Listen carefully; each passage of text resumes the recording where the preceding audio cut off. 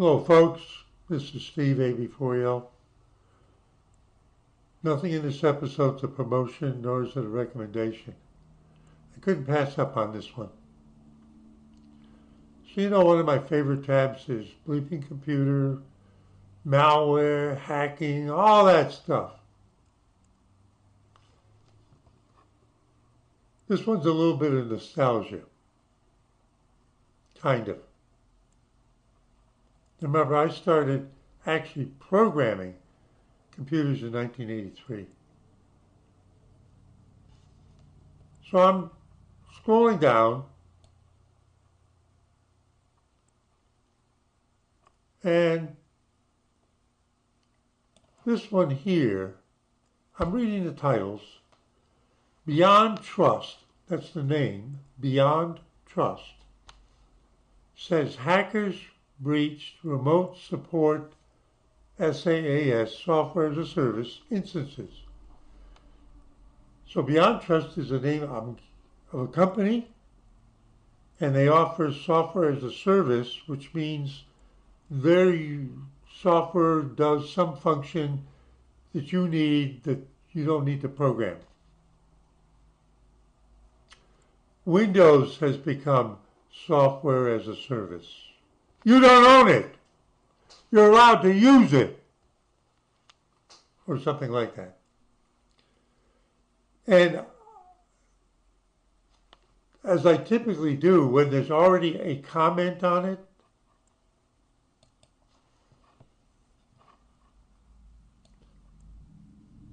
so somebody says, I mean, the jokes practically write themselves, but I'm down to hear whatever people can come up with.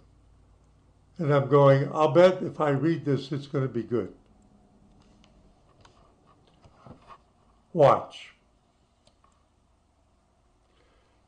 Beyond Trust says hackers breach remote support software as a service instances. Privileged Access Management Company. One of the big deals about lack of security is all the, or I'm going to say it nicely. There are cloud services like Amazon Cloud and Microsoft Azure, and IBM has a cloud service.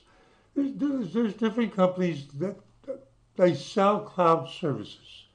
You don't have to have an IT department per se. You don't have to have the computers and the network, the connection to. You put it up on those other people's cloud.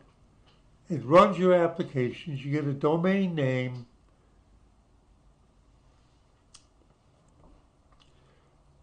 And many of the people who take advantage of that, it's obvious, have no idea what they're doing. And I think they mentally fall into thinking it's just like it's on the computer over there on the other desk. And they don't think about doing something like they put a database out there, but anybody can look at it instead of it being password protected and two-factor authentication protected, so that not just anybody can just click on that URL and you look at everything that's there, all the social security numbers and addresses, and I'm not making it up. It happens all the time. People it's beyond their ability to realize, anyway. So right away I can tell by the first sentence that these people can put something along with your software out there to take care of all of that because you're not smart enough to think about it, like setting passwords. Beyond Trust is a cybersecurity company specializing in privileged access management. We're going to know who you are. We're not going to let that guy over there control that. We're going to take care of it. You got to tell us who you are. Then we'll let you see it. No, they don't own the data set. They're the firewall against your stupidity. And secure remote access solutions. Well, you put it out there and you've got a company branches around the world and they need to see that data. They just don't, they're using an application to see it. They just don't know you never set up a password to protection. But the hackers find it. Their products are used by government agencies, tech firms, retail and e-commerce entities, healthcare organizations. Like I just read that a state is suing one of the big health insurers because they exposed 100 million people's records. 100 million people's records.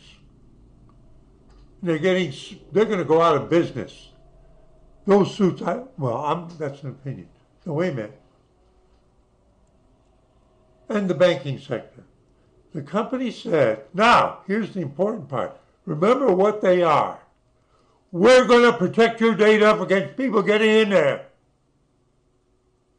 We're experts. Pardon the drama. The company says, now, these people, on December 2nd, 2024, it detected anomalous behavior on its network. An initial investigation confirmed that threat actors, bad boys, compromised some of its remote support SaaS. Now wait a minute. They're in the job of keeping people from doing that. And somebody snuck in their back door? Really? After further investigation, it was discovered that hackers, not threat actors. Now, these people are saying it. Hackers, the ones that figure out all the weaknesses and holes in the genius work you put out there, gained access to remote support SaaS API. Yeah, they give you an API and you write programs that you call into that. Well, somebody got a hold of that and they figured out something that let them in, that allowed them to reset, a key. And it might have been hard-coded in there for all we know, but they forgot that they did that, and they don't say. Somebody gave away an access key. Think of it as an advanced password.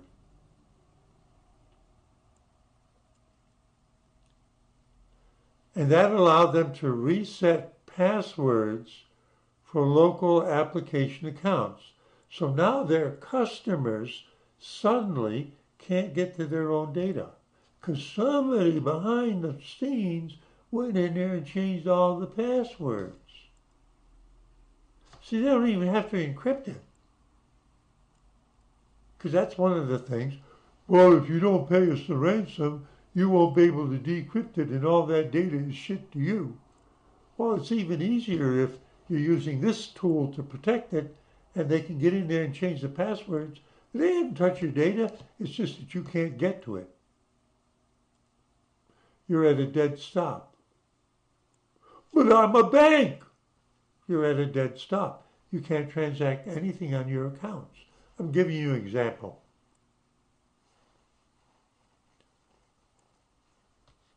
Okay, so it goes on about this, and they're so apologetic, and they're working on it, and they're fixing it, and all that stuff. So like other things, I was wondering if this was an Israeli company or something. I'm really interested in who they are.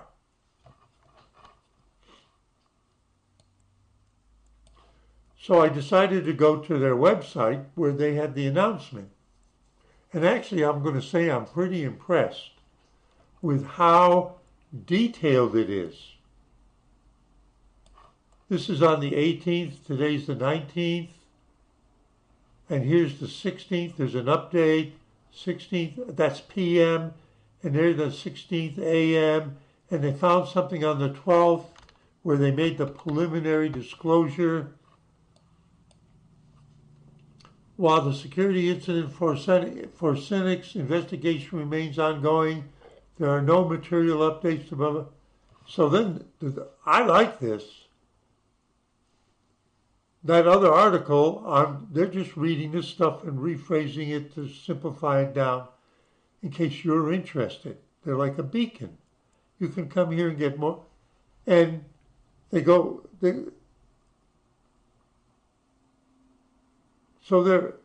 gone to some of these places that are supposedly security type software, and you don't see anything on their website telling you that they got screwed. There's somebody burrowed right in through the back a-hole and is inside of them. So in a sense, I'm going to say this is really something. They're up front. So I was curious, who are they? You know, on my other kind of episodes like this, I go and look at who are they? So let's look.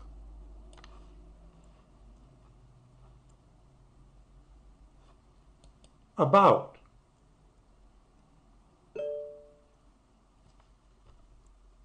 You can't see it, but it's down in the corner. So I always go, if they will show us, not every company does it, the leadership team. Let's see who the geniuses are. Now she's the CEO.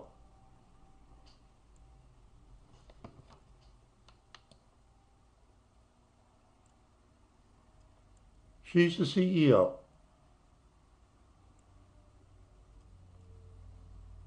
She's responsible for Beyond Trust's long-term market and product strategy and leads the company's day-to-day operations. That means she knows how to sell. She knows nothing technical.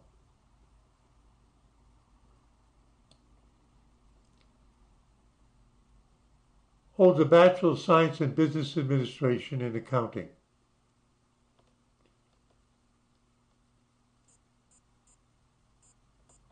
Now, you notice that she's not in her 20s or 30s. And this guy isn't either. He's the Chief Technology Officer, responsible for leading Beyond Trust's product strategy and leading the global engineering organizations, whatever that means, to address market needs in intelligent identity and access security. And he's got 20 years of experience. We'll come back. That was as far as I read as I continued down the list.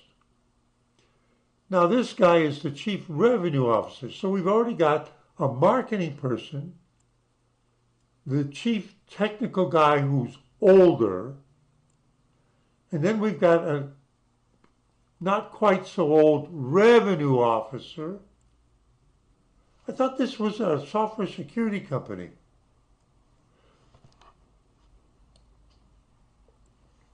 And he's the human resources officer. He used to be at Wells Fargo. And there's the chief, see, these are all older dudes, whatever. So we're the young whippersnappers that really know how to break in and therefore how to... Chief Customer Officer. Now I'm already going, this is a software security company? And then I was thinking of what that other guy said about the jokes. I mean, it isn't like they don't have... He got some kind of degree in Canada from St. Mary's University, Chief Marketing Officer. He went to college in Mississippi, and Master of Law at Texas A&M, and there's their lawyer. Strategic Initiatives. Bachelor of Science degree in Business Management, MBA from Arizona State. So these are all business people. And I'm going, but this is supposed to be a high security technology company. So what I did was, see, I'm kind of recreating it. I read down this and I'm going, it's not like the Israeli companies where bing, bing, bing, bing. They might have a few of these people, but you really get to see who the brains are. So then what I did, and it's the reason why I'm making this video, I scrolled back to the second guy. I think it was the second guy. Yeah. Mark Mayfret, sounds French-Canadian to me. Chief Technology Officer. I only read, as Chief Technology Officer, Mark is responsible for leading Beyond Trust product strategy and leading the global engineering organizations. But they aren't telling us what they are. Then it goes like this. I want you to be able to read it. Come on, stop doing that to me. I want you to be able to see it. Mark is a well-known entrepreneur and executive with over 20 years of experience in security leadership in organizations such as, like I recognize FireEye, SpaceX. Isn't there something about to do with SpaceX? Those people that are trapped up there waiting for the SpaceX rocket to eventually get to them? Well, wait a minute. I didn't read far enough. Mayfret founded his first company shortly after being raided by the FBI at age 17. What? Does that mean he was a hacker? As a security researcher, it just goes right by that. As a security researcher, Mark was an early pioneer in Microsoft vulnerability research. So I guess he got arrested, but then Microsoft bought him up. Oh, that guy's really smart. Bill Gates must have spotted him. Including co-discovering and naming Code Red, the first Microsoft computer worm. And I remember that one.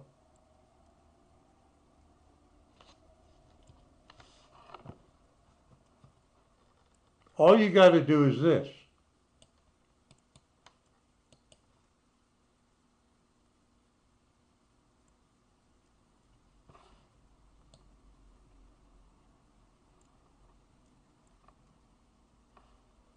So you go Code Red.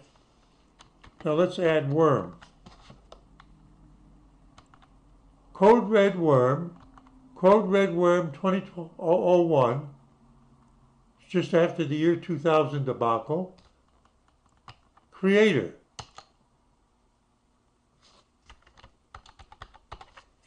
According to available information, the Code Red worm of 20, that's what they called them back then.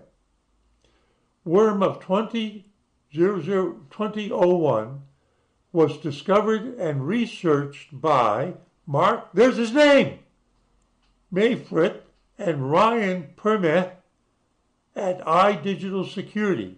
See, I'm guessing that was his first company. The FBI arrested or raided him. They didn't say, do you think they arrested him?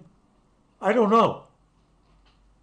Who identified the vulnerability that the worm exploited in the Microsoft Windows code, originally discovered by Riley Hassel.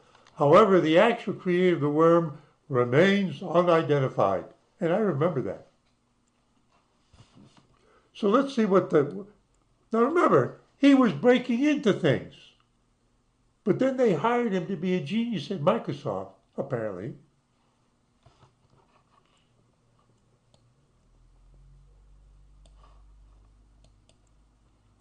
So let's go to the article they're quoting from.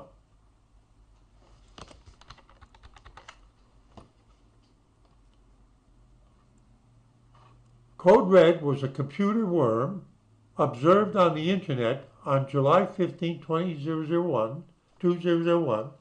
It attacked computers running Microsoft IIS. That was their first web server, brand name, web server. Yeah, there's Windows on your desktop and there's Windows running websites and internal programming needs, largely displaced by Linux. They named it Code Red because Code Red Mountain Dew was what they were drinking at the time.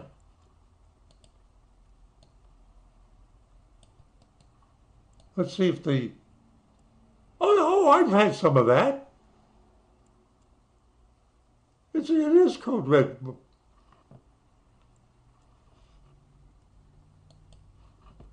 You can tell they were kids, right? Although the worm had been released on July 13th, the largest group of infected computers was seen a few days later. It had wormed its way up to almost 400,000 computers.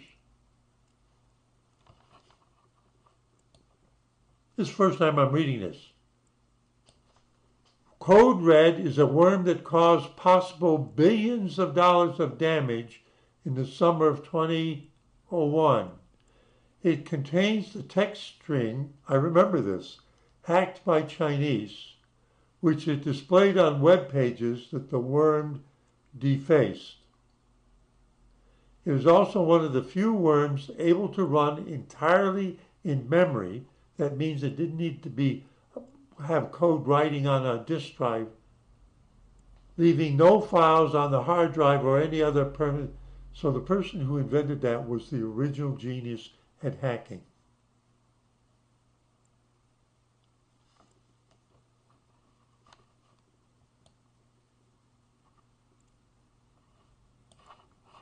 Wait a minute. Let me look at her name. Do you think she's Israeli? You can't keep the Israelis out of this stuff.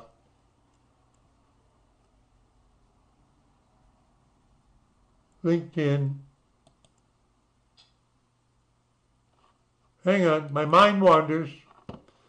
Beyond Identity, Columbia University, Greater Boston, Mass Challenge, Friends of Israel Scouts, head of Greater Boston Israeli Scouts chapter. Yeah, she's Israeli. She doesn't say it, but she's Israeli. I told you they were in there.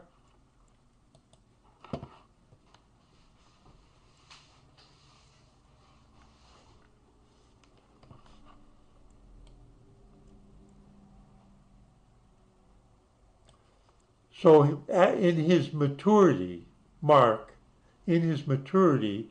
he's written numerous publications and is regularly sought after by media organizations to break down complex security topics.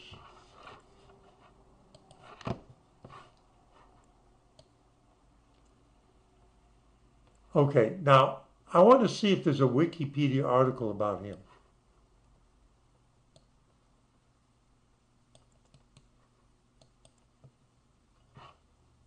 Okay, there's him in his younger days.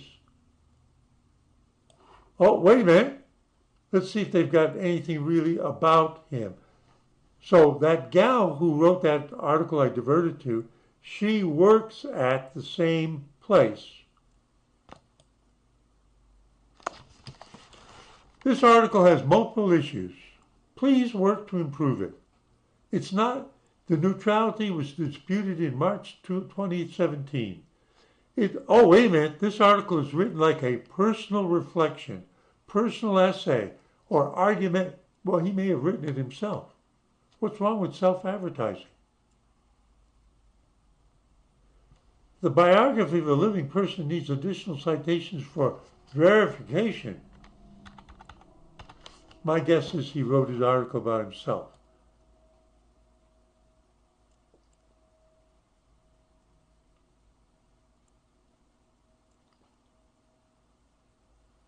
Yeah, I can see what they're saying. So he was born he's 44, he's born in California, he's a computer hacker, security, and Beyond Trust is the current company, and he's got his own website. Why not? Wait a minute. I thought I clicked to have that open. There we go.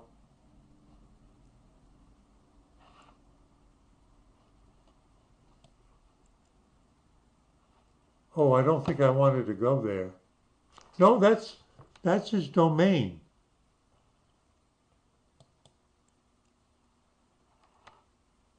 Did I make a mistake? Oh, this is Cyber Reason.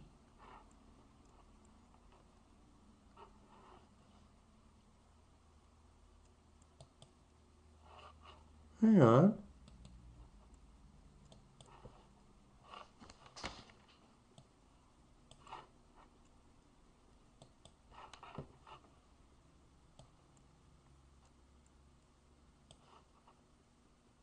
So somebody put that link there.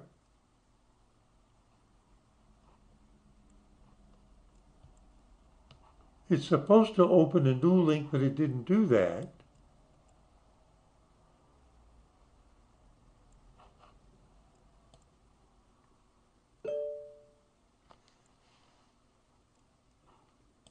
Hang on.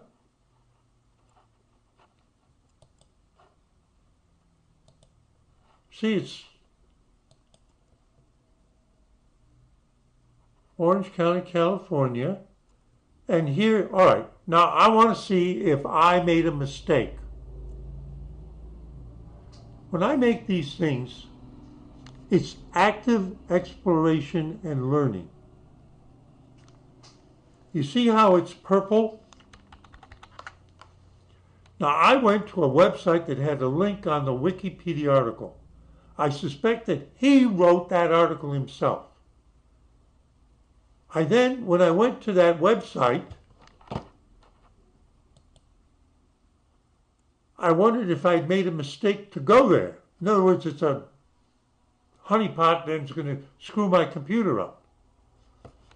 But this is the LinkedIn that he wrote, and it's already purple. And if I click on it, yeah, this guy's a joker.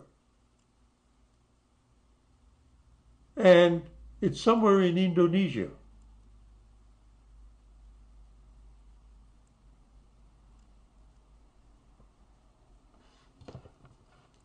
Remember what it said. When he was 17 years old, the FBI knocked on his bedroom door.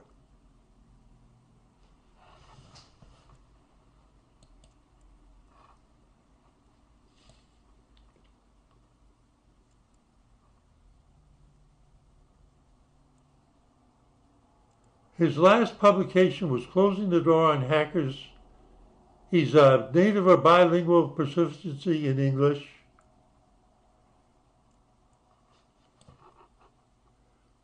It's active exploration. Now, I noticed there was something else. All right, we went to the Wikipedia thing. We went to the LinkedIn. And then there's modern CTO.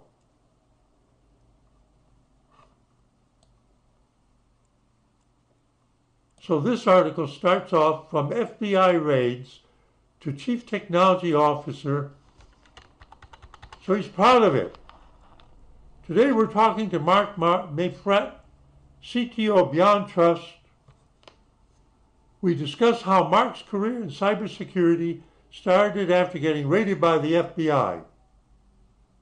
His co-discovery of the Code Red Worm, and how the culture of a company has to change fundamentally in order to make meaningful changes to security.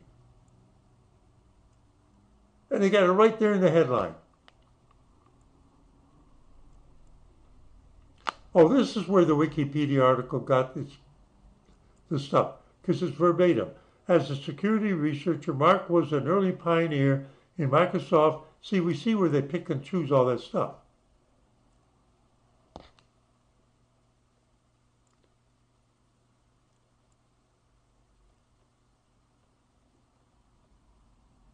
And this is the writer who's self-broadcasting himself of this article. Look, it's a world a little different than the one I grew up in, you know?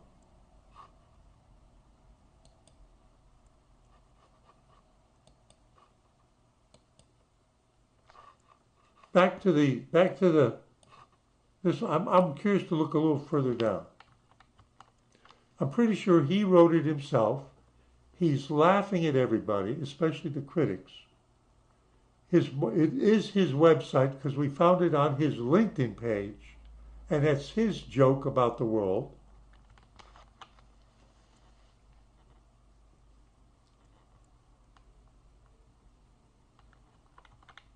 He's responsible for identifying new trends in enterprise security for the benefit of the Beyond Trust product roadmap.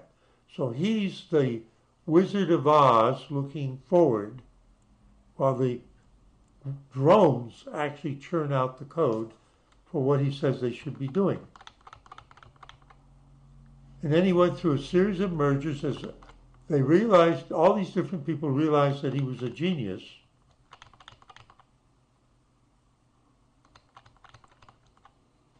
And he's testified before Congress. He's named by People's Magazine as important people who are under the age of 30. He was chameleon in the hacker group Rhino 9. Now wait a minute. Let's see if the search engine understands that.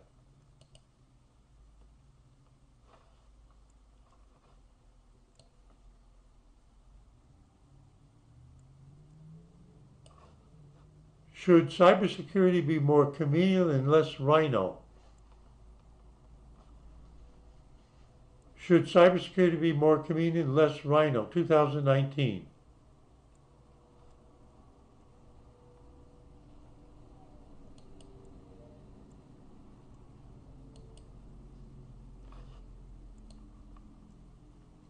This looks familiar. Billions are being lost to cybercrime each year, and the problem seems to be getting worse. So could we ever create unhackable computers beyond the reach of criminals and spies? Israeli researchers are coming. I'm doing this at random. How did it circle back to another Israeli? Israeli researchers are coming up with some interesting solutions. But this is about checkpoint security technologies. So, but this was a BBC article. Homelandsecurity.us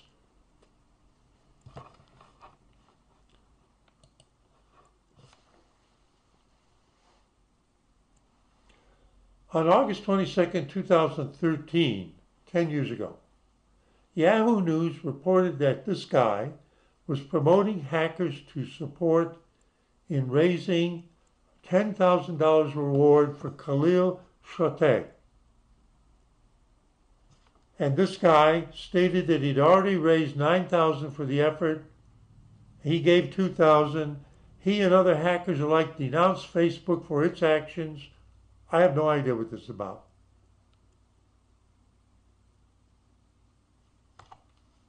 He is sitting there in Philistine doing this research on a 5-year-old laptop that looks like it's half broken.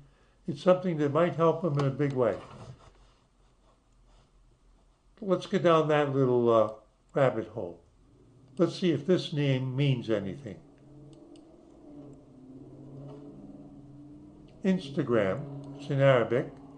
LinkedIn, social media extensions developer. TikTok, Hacker News,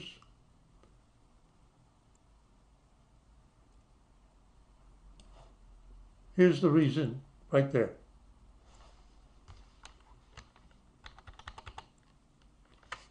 He was the Philistine hacker who hacked Zuckerberg's Facebook account to be rewarded with $12,000.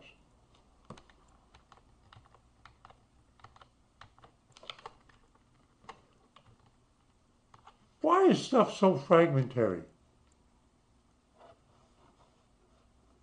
Now, I don't understand. Okay, here we go. So that was the bait. Okay, there's this picture. He broke into Mark Zuckerberg's Facebook timeline to expose a security lapse, and he'll be awarded nearly $12,000, but not from Facebook. It will come from an online crowdsourced campaign. Now, what does that tell us? Somebody was doing this to Mark Zuckerberg. Who was doing that? Well, he was, but when he got arrested, who was putting up the money to tout him as a hero? The guy we're talking about at Beyond Trust.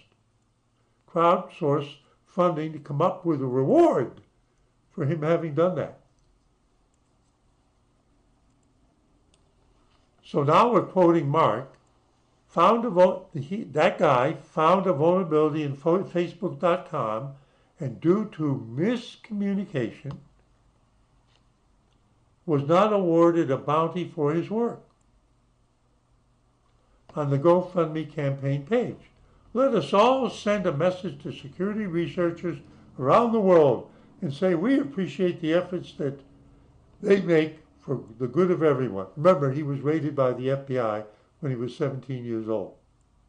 So he was probably pretty sympathetic to this guy who absolutely embarrassed the big Zuck.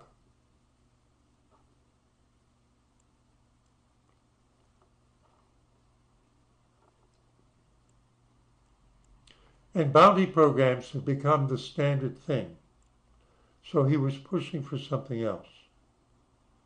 I've had experience with that myself, working for that big internationally known, internationally operating IT company way back there. It was 2007, 2008. We had somebody come to us with a security vulnerability he discovered that ended up having our company shitting in its pants. This is around 2008. And what was notable was that when I spoke to him, because I took it off the problem record and I worked it, is that one of the things he spoke to me about is he said, please, I came to you people first rather than publishing this. All I'm asking, I don't want money, all I'm asking is that when you do fix this, could you mention me and my company? It would be good for business. And the first time I mentioned it to the lead programmer on that product, he went, ah, ah. But in the end, they headlined him because somebody, I think it was the chief security architect, realized that, yeah, that's what we want. We want these guys to come to us first. Now, as I think about it, what does that suggest? See, what does that suggest? This was back at a time when Mr. Egomania himself and all of the geniuses around him never gave any thought to they were writing bad code, vulnerable code that could easily be hacked. They weren't listening. Get lost! Like the first reaction I had when that one was reported to us. See, I'm kind of drawing on even my own professional experience back then. Because that was only a few years after the web really started to become something and really business oriented for companies to meet their customers that way. And Mr. Ego probably went like this to the guy. So he said, okay, I'll do it another way. And he did it to him. And again, I'll say the lead programmer on that product, which was a headline product and still is, his first reaction was, what? They changed their mind. So I've done a little mind wandering. Now, is this a unique name?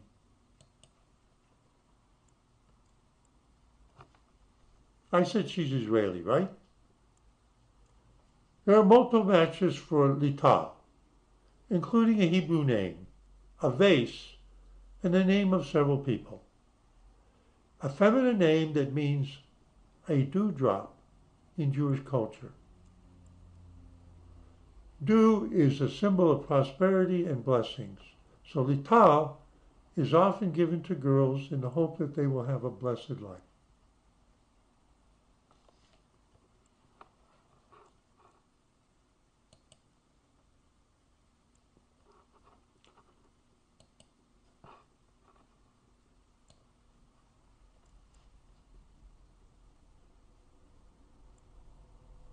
Greater Boston, we looked at this before. Asher is obviously an ancient Jewish name.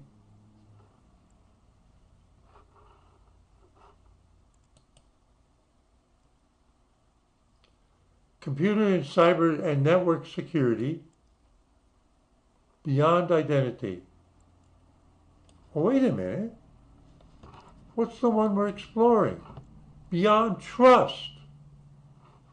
This one's called beyond identity. Architected to stop unauthorized access. This is the same as the other one in terms of what they're. So where are they? Pardon me. I enjoy this. Let's go over to that other gal. Eliminate identity threats. The only IAM platform engineered, the only, they don't acknowledge beyond trust. Engineered to protect against identity and device-based threats so you can focus on building your business.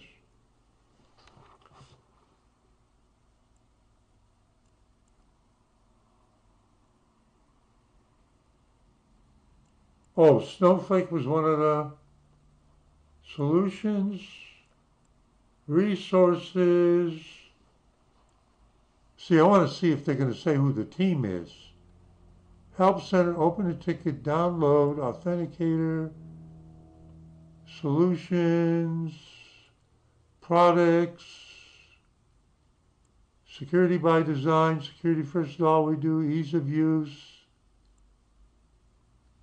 I'm looking, explore our partners. Now we look down the bottom.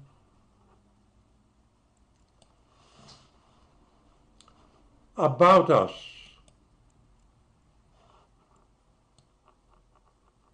Oh, there they are. So these are the direct competitors. These are all. Let's see if they're mostly older or they look like they're younger hackers.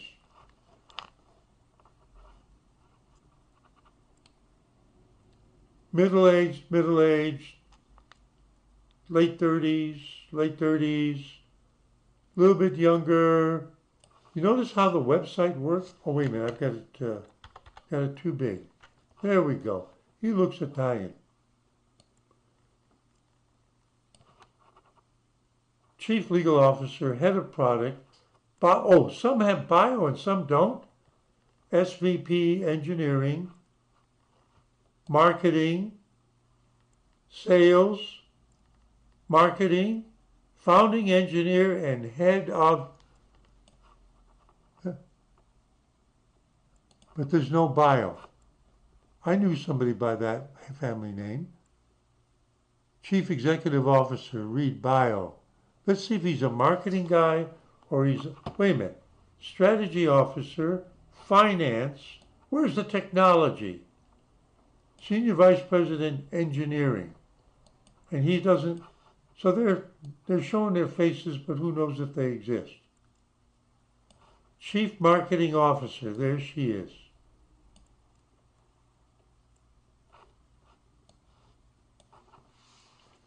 Beyond identity and beyond trust. Sounds to me like they're on the same path and are direct competitors. So I just had a little bit of fun, folks. Raided by the FBI knocking on his bedroom door, which is where he probably had his computer, staying up late. His parents think he's asleep. You got to get up and go to junior. He's probably a junior at that time in high school. Steve A. Beforio, just having fun, saying see you in 73.